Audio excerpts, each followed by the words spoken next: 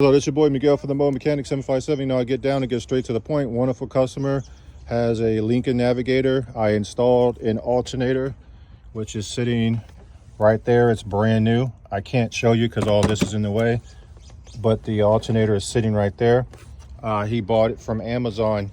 You know, guys, I'm a very big fan of Amazon. I always tell people to buy stuff from Amazon, but I just want you to understand one thing. If you go to Advance or AutoZone, no one's telling me, I'm not getting sponsored to say this, but if you go to Advance, AutoZone, Amazon, and you buy something that has a 1-year warranty, don't do it. It is the most cheapest crap you can find. Also, they also sell 90-day batteries. Please, God, don't buy that.